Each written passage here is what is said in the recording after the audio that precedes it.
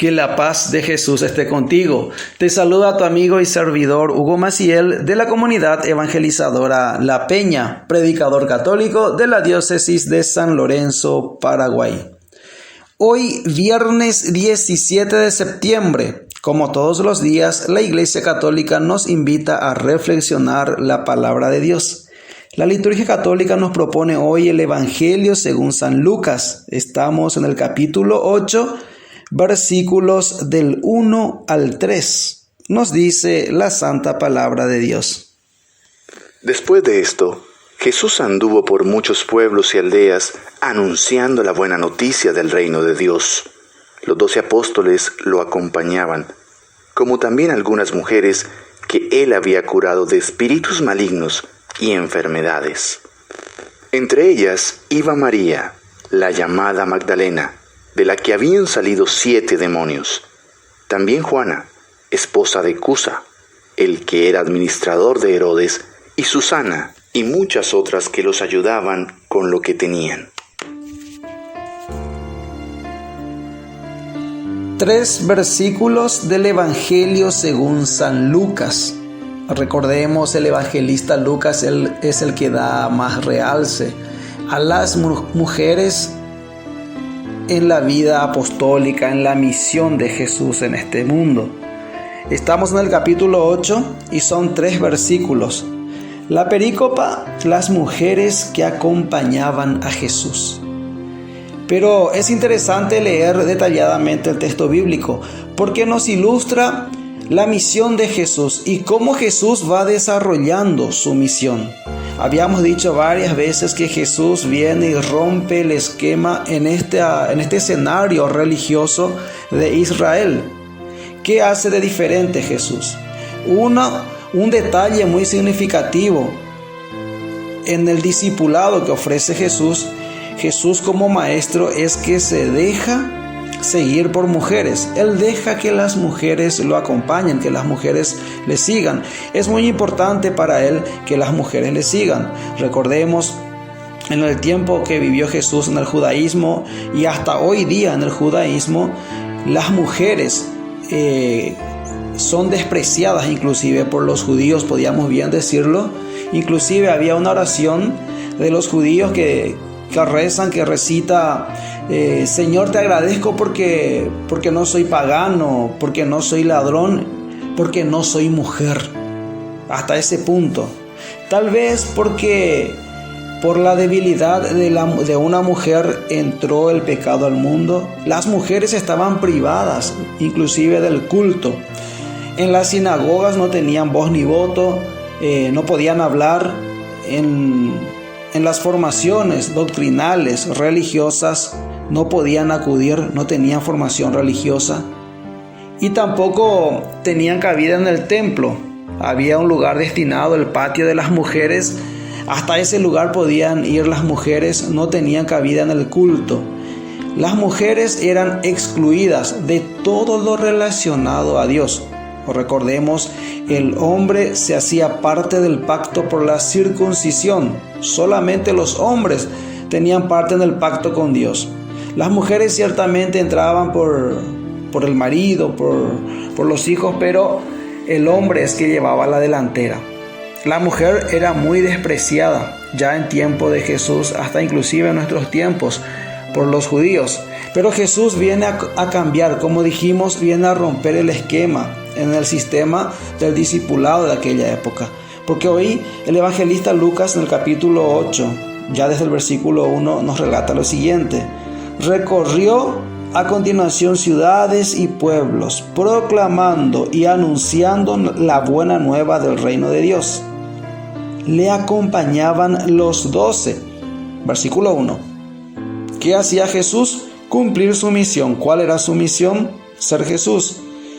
Proclamando. ¿Qué proclamaba Jesús? El centro de su predicación era la proclamación del reino de Dios, la buena nueva que es el reino de Dios. O sea, Jesús se da a conocer. ¿Y qué es el reino de Dios? Sino Jesús mismo. Jesús es la personificación del reino de Dios. Pues el reino de Dios consiste en hacer la voluntad del Padre. Y como la oración que Jesús nos enseñó, hágase tu voluntad aquí en la tierra como en el cielo. Venga a nosotros tu reino y hágase tu voluntad aquí en la tierra como en el cielo. Y como Jesús es el único que cumple la voluntad del Padre en la tierra como en el cielo, Jesús es la personificación del reino de los cielos. Entonces lo que Jesús hace recorriendo pueblos y ciudades es darse a conocer, traer el plan de salvación que Dios establece para el género humano. Y eso es lo que hace Jesús. Lo acompañaban los 12, a quienes Él llamó y los formó como discípulos. Pero estos 12 ya son los apóstoles que van a recibir el mandato misionero. Ahora, en el versículo 2 inicia diciendo: y algunas mujeres que habían sido curadas de espíritus malignos y enfermedades. Nombra María, llamada Magdalena, María la de Magdala, una ciudad cerca del lago de Tiberíades, de la que habían salido 7 demonios.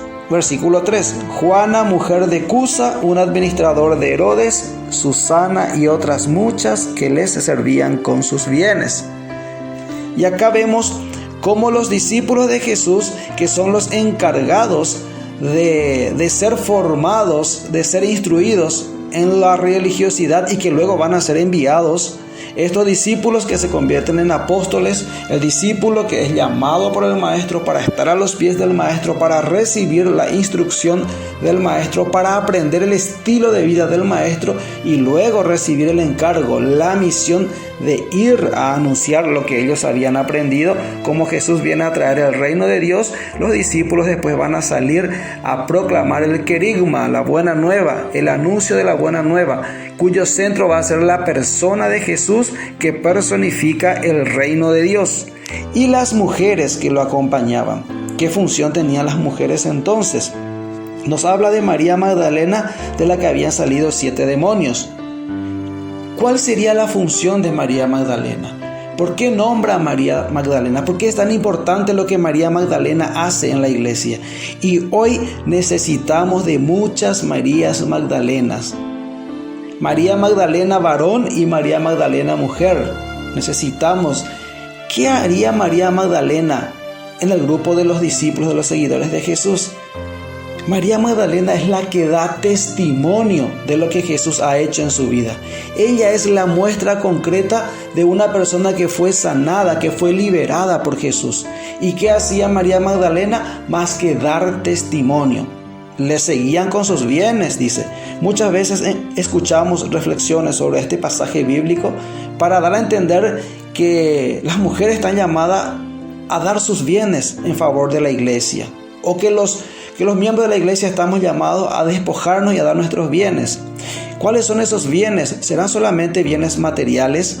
Acá no nos dice que María Magdalena daba bienes materiales, pero por lo que Jesús ha hecho en su vida, es fácil deducir que ella lo que hacía era dar testimonio de lo que Jesús ha hecho en su vida. Jesús cambió su vida, por ello ella sigue a Jesús. Luego viene Juana, mujer de Cusa, un administrador de Herodes. Juana tenía autoridad civil, política, administradora de Herodes.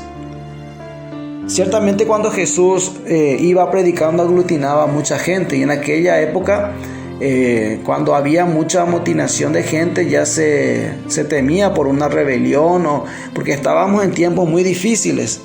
Entonces cuando alguien aparecía para querer impedir que Jesús aglutinara en su alrededor gente, aparecía Juana, la mujer de Cusa, y se presentaba diciendo: aquí no pasa nada, aquí estoy yo, ustedes me conocen, soy la mujer de Cusa, el administrador de Herodes, todos los soldados me conocen, me respetan, así que tranquilitos que acá Jesús va a hablar y todos vamos a estar tranquilos, no hay ningún problema, pueden retirarse. Ayudaba a Jesús con sus bienes. ¿Y cuál era el bien que tenía ella? La influencia que tenía para ayudar a Jesús con esos bienes que ella podía dar en favor de la iglesia. Y Juana, que le servía también con sus bienes, posiblemente una mujer muy adinerada, y posiblemente colaboraban en algunas cosas. Los discípulos de Jesús ciertamente tenían que vestirse, tenían que comer, Jesús tenía que vestirse, Jesús tenía que comer y tenía sus necesidades.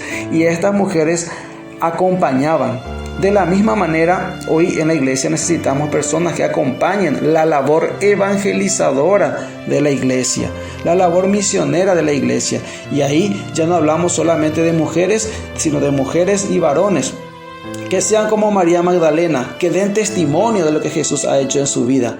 Necesitamos personas que estén en los puestos de poder, como Juana, mujer de Cusa. Gente que estén en el gobierno, en los puestos de poder, gente que tenga influencia para hacer que la evangelización pueda permear en todos los ambientes de la sociedad. Necesitamos gente en el poder y también necesitamos gente que tenga los bienes, los recursos que la iglesia necesita para continuar con su misión evangelizadora. Ahí vemos que la iglesia es una madre de corazón abierto. La iglesia que prolonga la misión de Jesús en la tierra es una madre de corazón abierto, como dice en la quinta sección de la Evangelii Gaudium del Papa Francisco, numeral 46 y 47. Nos dice: la iglesia en salida es una iglesia con las puertas abiertas. Salir hacia los demás para llegar a las periferias humanas no implica correr hacia el mundo sin rumbo y sin sentido. Muchas veces es más bien detener el paso, dejar de lado la ansiedad para mirar a los ojos y escuchar, o renunciar a las urgencias para acompañar al que se quedó en el costado del camino. A veces es como el padre del hijo pródigo, que se queda con las puertas abiertas para que cuando regrese pueda entrar sin dificultad. La iglesia está llamada a ser siempre la casa abierta del Padre. Uno de los signos concretos de esa apertura es tener templos con las puertas abiertas en todas partes. De ese modo, si alguien quiere seguir una moción del Espíritu y se acerca buscando a Dios, no se encontrará con la frialdad de unas puertas cerradas. Pero hay otras puertas que tampoco se deben cerrar. Todos pueden participar de alguna manera en la vida eclesial. Todos pueden integrar la comunidad y tampoco las puertas de los sacramentos deberían cerrarse por una razón cualquiera. Esto vale sobre todo cuando se trata de ese sacramento que es la puerta, el bautismo. La Eucaristía, si bien constituye la plenitud de la vida sacramental, no es un premio para los perfectos, sino un generoso remedio y un alimento para los débiles, lo decía San Ambrosio. Estas convicciones también tienen consecuencias pastorales que estamos llamados a considerar con prudencia y audacia. A menudo nos comportamos como controladores de la gracia y no como facilitadores. Pero la iglesia no es una aduana. En la casa paterna donde hay lugar para cada uno con su vida a cuestas.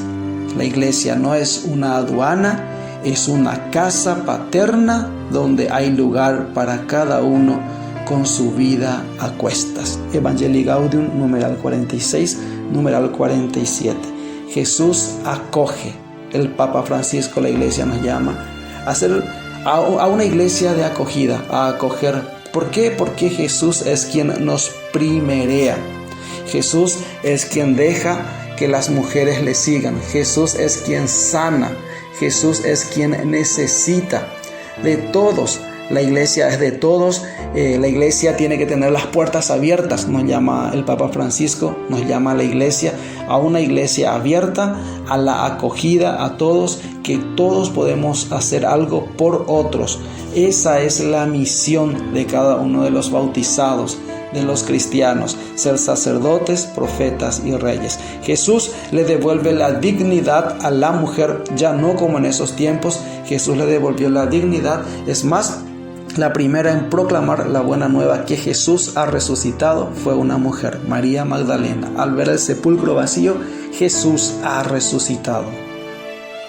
No olvides que la palabra de Dios siga ardiendo en tu corazón. Fuerza, que Dios te bendice.